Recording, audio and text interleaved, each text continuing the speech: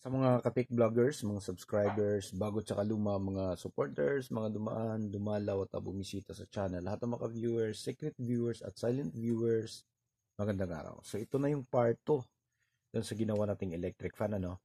So doon pinakita natin kung paano natin i-check yung thermal cutoff ng mabilisan. Yung hindi ka naabuti ng minuto, seconds lang. Doon natin tinuro sa part 1. Dito sa part 2, okay? Tinuro, not ituturo, ipapakita naman kasi nakabit na natin eh. Ipapakita ko naman sa inyo kung saan natin ikinabit.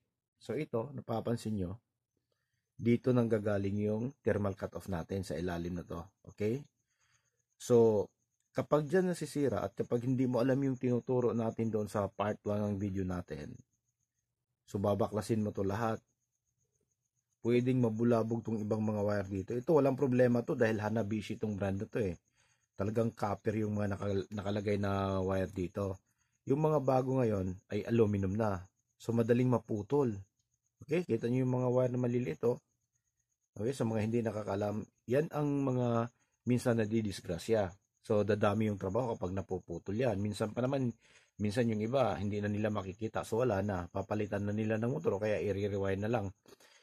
So ang ginawa, pag ako nagkakabit ng mga ganito, ano, lahat ng pag nakakita ko ng sirang thermal cutoff, either axial or radial, yung radial pinapalitan ko na ng axial, hindi na ako gumagamit ng original na radial. So ang ginagawa ko, hindi ko na siya dyan nilalagay ko na dyan sa ibang pwesto. Katulad nito, dyan, oh. Dito na siya nakalagay, oh. Ayan. Dito na siya banda. Diyan ko na siya tinali sa itong winding na to, dito banda.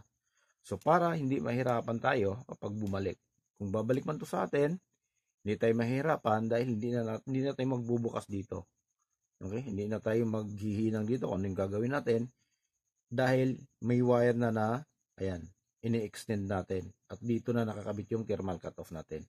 So kung mapunta naman to sa iba, mas madali nilang makita dahil nandyan na siya eh.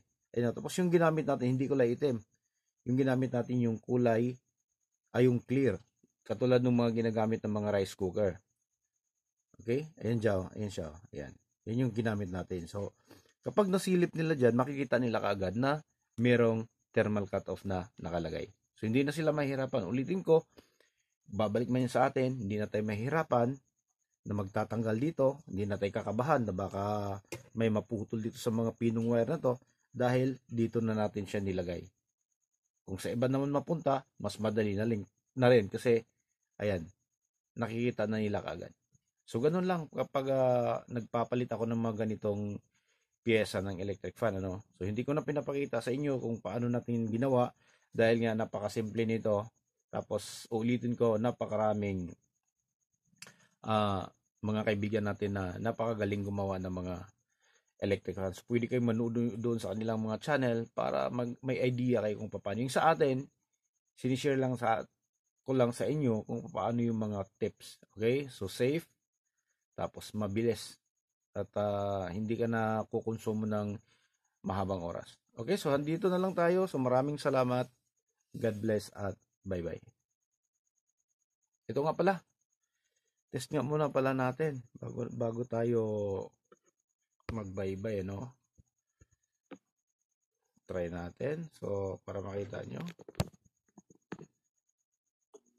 Yan. Umiikot na yan. Ayan. Number 1 yan. Number 2. Number 3. So gumagana na yan. Okay, so sa mga hindi pa nakapag-subscribe, ano, at magustuhan nyo yung mga video natin, so pwedeng pindutin nyo yung subscribe button at pakihit na rin yung notification bell para updated po kayo sa mga upload natin bawat linggo or araw-araw minsan. Okay, so maraming salamat. God bless at bye-bye ulit.